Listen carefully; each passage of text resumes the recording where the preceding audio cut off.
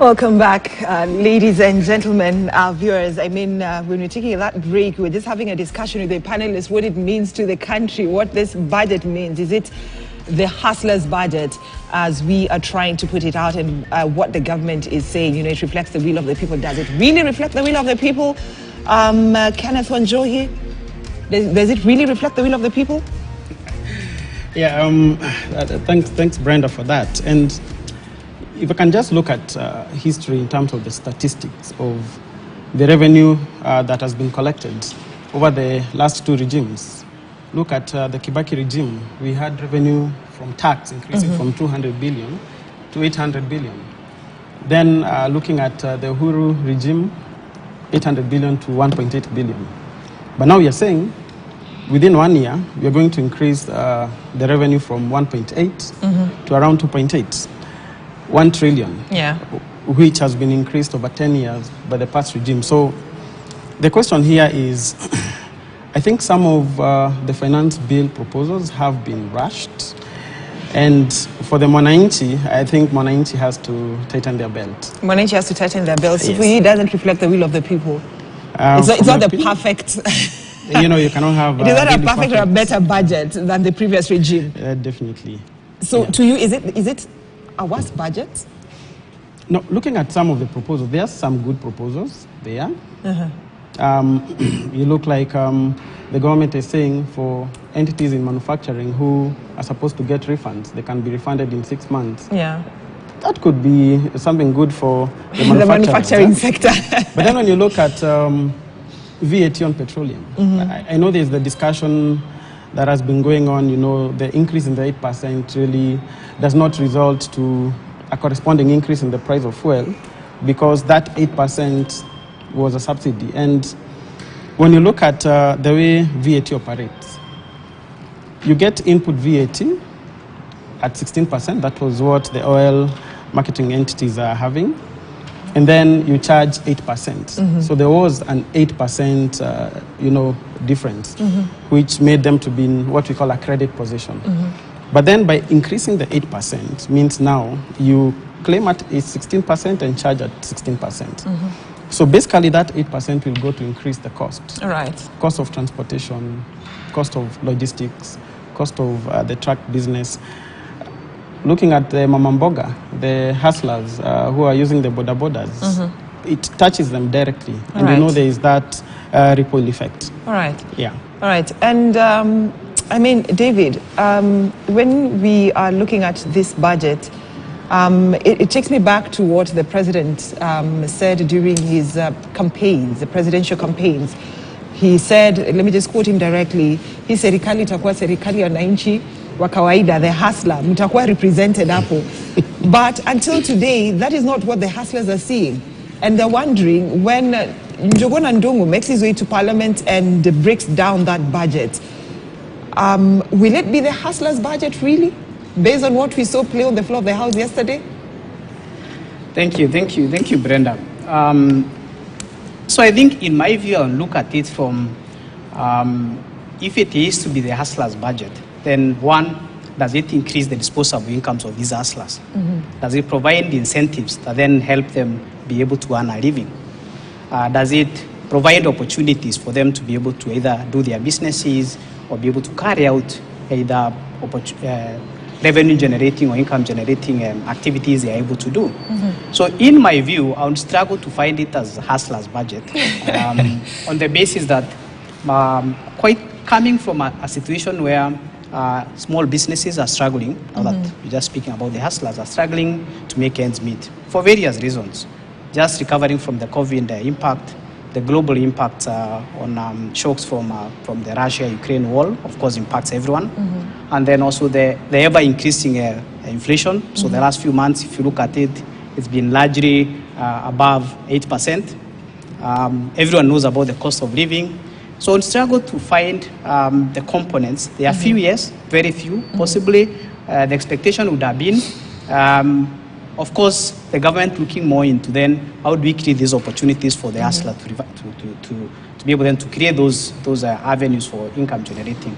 Secondly, how do we then possibly provide incentives to the economy so that then beyond just the hustler carrying out their own activities, the bigger economy then is largely growing and creating large opportunities. Right. So from an hustler's perspective, a few, very few, possibly one, say from the government's explanation, they might create more jobs from the housing fund levy, possibly more to be discerned, or now then that to be implemented. Are we creating also more unemployment situations by either increasing taxes, impacting the cost of employment for companies? So I would struggle to find there are few, very few, but even when you look at the kind of aggressiveness on this finance bill, amendments, over 84 amendments spanning across 13 legislations. One, it tells you the level of aggression. And then you go spinning, looking out what are the kind of incentives the government is looking for. Then you would struggle to find specific initiatives beyond the much talked about the housing levy that then create those extra opportunities for the hustler to drive. Because the hustler will drive in an economy that is also driving. Possibly, like my colleague was saying, it might have been useful then to look at what taxes do we reduce. One would wonder why reduce taxes when you want to collect more revenue. But possibly later in the bulletin, we might have a discussion. All right. We can try and clarify that. All right. And when I see you, manufacturers, already we are seeing alarming buttons within the manufacturing industry, allegations. You'll confirm to us that several manufacturers, international manufacturers, are leaving the country based on some of these tax proposals. Do you think this finance bill and the budget that is supposed to be read today will actually scare or chase away some investors who are getting into the manufacturing industry? Thank you, Brenda. And I think before I answer about this specific finance bill 2023, we need to look at where we're coming from.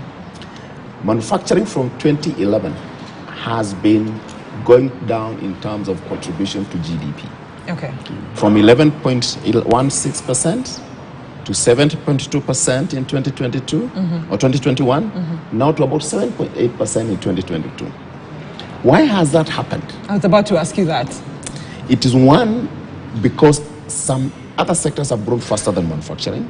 Granted, the banking, the telcos, insurance and others, retail and wholesale. But also, our policy environment has not been in tandem to encourage manufacturing. Slowly by slowly, we're becoming a trading nation where you kill manufacturing, which is a hard job to do convenient trading. We import stuff from everywhere. Now, if you look at this particular bill, and I sympathize with the president because he's coming from an environment where he needs to pay debt, he needs to close the physical deficit. However, when we are in a situation we're in today, from purely economic public policy theory and practice, first you look at putting money where your mouth is. You put your money in sectors that can give you the best outcome. And the best outcome is having money in the people's pockets. You need to create jobs. So, those are what are you saying that, sorry for cutting you short, are you saying that what the government is focusing on are not things that will actually put money into the pockets of Kenyans and hence improve their livelihoods? from what you have seen from all the proposals that are there, is extracting from the pockets. It's like overtaxing, when ain't you already It's actually feel that extracting, they're overtaxed? Yeah, the omnibus bill, as you've said, all those amendments is to get money, to raise money, to get money out more now. But what you're saying is, when you're in a situation you're in today, you focus on creating stimulus, economic stimulus, so that then the halo effect of the economy generates more money for you. All right. And the question that you were asking before is, does hiking of the tax rate, increase in tax rate, equate to increase of revenues? Meaning, is there a direct correlation between hiking the taxes and increasing the taxation? And the answer is no. Okay. You can increase the tax rate and you get to a point where actually your revenues go down, because it is equating to killing the goose that lays the golden egg. Now, if you kill the goose in manufacturing, where are you going to get the taxes tomorrow? And the notion that has been created is, manufacturers don't want to pay taxes. Manufacturers contribute 360 billion shillings into public coffers every year. So we're already paying a lot of taxes. Right? It has not done much to improve the manufacturing environment. We'll come to the details, some of the specific details. But I think it is, I expected to see much more creative. We are talking about raising revenue. Nobody's talking about managing expenditure. And I think we cannot talk about revenue without talking about expenditure. And we'll be getting into that part of the expenditure just in a minute. Before I bring in Wanjohi, I'd asked you a question, which I don't feel like you've answered it. From the Association of Kenya Manufacturers, are there investors who got into the manufacturing business and have left the country or are at the verge of leaving the country because of these proposed taxes? They have been moving out for a long time. So this is actually what will do to accelerate that departure. The capital flight has been happening. We had Cadbury in this country. We were making Colgate-Palmolive used to operate in this country. All these companies flew to Egypt, but we are still consuming Colgate. We are still consuming, Cadbury products. So what we'll see from this one, and we'll get to the numbers, is that you'll see some of those affected industries moving across the border, across the fence. All right. So we're actually handing over the market to our EAC partners and other COMESA partners. All right. So, Wanjohi, I mean, increasing the tax, the taxes, the excess duty, the VAT, as a way of trying to raise that deficit of 720 billion shillings. And the president is very categorical that, borrowing is not something he wants to do. He doesn't want to do during his tenure for the next 5 years. Will this help? When you look at, let's take an example of excess duty, and you see the evolution of excess duty. Excess duty has been what we call a sin tax. So you tax those goods that are seen to be harmful to the environment, and harmful to people, and that's why when it comes to betting, to the beer industry and such. But now you have seen it moving towards now to more consumption, goods, bottled water, and a lot of things. And the issue with such kind of indirect taxes is the increase does not correspond to the consumption. So what will happen is the higher you increase, the like example of excess duty on mobile money transfer. So what people will do then, they will reduce. It was actually from 15 to 12% now. Yeah. And the government is saying, we've actually done you a favor. We've gone down by 2%. Yeah. So that's the issue with the indirect taxes. So the moment you increase, then consumption goes down, and corresponding then your tax revenue definitely will go down. Yeah. And it has happened actually, just to add on that. Yeah. If you look at the tax that was paid by alcoholic manufacturers and cigarette manufacturers in 2017, 2018, and you consider what they paid in 2021, 2022, discounting COVID and all that, is actually low. Because for over many years, you've been increasing excise on those products, hoping that the revenue will continue going. Now, we've achieved what they call lava curve, right? It gets to a point, it plateaus. and actually you get the diminishing rate of return. Right. Yeah, and that's what will happen across the sectors. We were telling National Treasury and the Parliamentary Committee, we do not have to wait until all the products experience the same curve trajectory. Let's do the corrective measures today. All right. And that corrective measure, David, is something that, is about to ask, like the voices of these key stakeholders, within this industry that contributes a larger amount of taxes to the government. The voices have not been heard.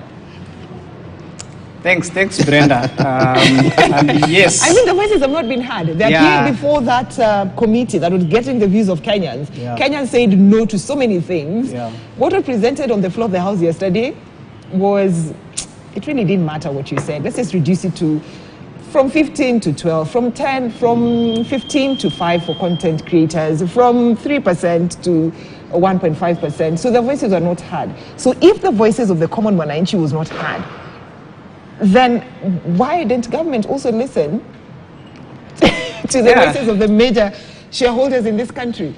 Interesting, Brenda, because you are very right. And just back to what Anthony was saying, since the drive appears to be just extract the maximum you can be able to extract, hoping that the government will be able to extract that kind of tax, then there hasn't been a lot of focus on either incentivizing these kind of stakeholders. A good example is the manufacturers and many others, which then would have meant the starting point would have been go back to these stakeholders and ask them, how do we need to drive this sector that you participate in? And then now onboard those inputs, because then these are the experts, in quotes, in these sectors. They understand the business, they understand the terrain, and therefore then eventually it will mean to higher taxes. I scanned through the report last night, looking at the various stakeholders, and of course the bigger number of stakeholders contributing did not just mean Kenyans have just awoken to the need to public participate. It possibly speaks to there could be bigger issues on these proposals. And looking at them, very few were accommodated. The key ones, the stakeholders will provide their input.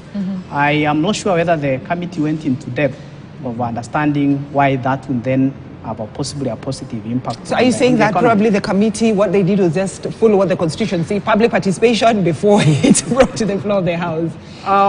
Not sure so, but being also a political process, could be there were many other factors into it, but I think there should have been more time. I think it was rushed, and possibly more time would have meant time to understand and take into account. But back to what I started with, in my view, it would start by actually getting input from these stakeholders.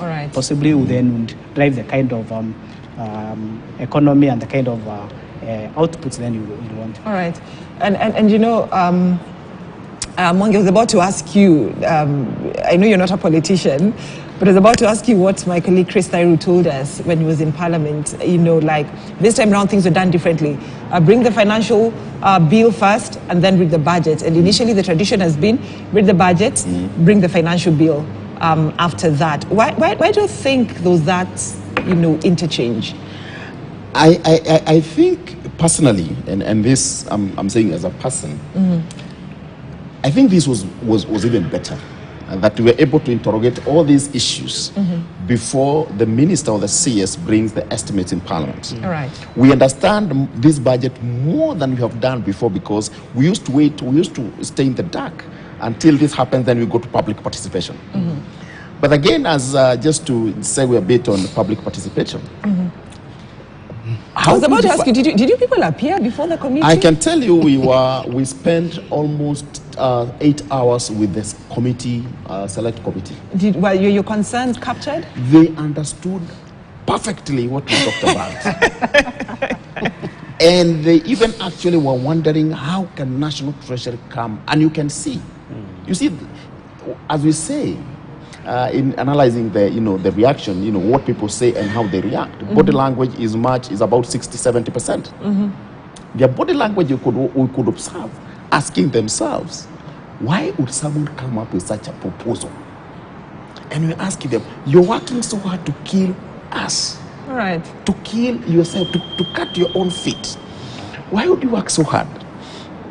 But again, as my friend said here, this is a political political process. It's not really an economic conversation now.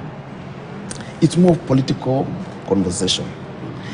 In economic markets, logic, science works. What you're talking about here is science, is economics, is policy, is philosophy, What is happening is in political market where anything goes. It doesn't matter. So your concerns are not put into consideration yesterday? So they took maybe 20%. The main elephant then in the room. The 8%, the main elephant is thrown. But again, the problem is this. How do you define public participation? How do you define a successful public participation? Yeah. And how do you define, if 89% of the people have said no, how then does that pass? But it goes back to the bill. Public participation bill 2018 has been in Parliament for over 5 years. So what we have now, we don't have a substantive bill on public participation to say, wow, then, if everybody says no, how then does it pass? Yeah. What we have is a box, some time, ticking exercise, listen to you, pacify you, we listen to you, and then we say, okay, now we made our decision. But it is really unfortunate, really, really unfortunate, because everybody who appeared in front of that committee are professionals in their own right.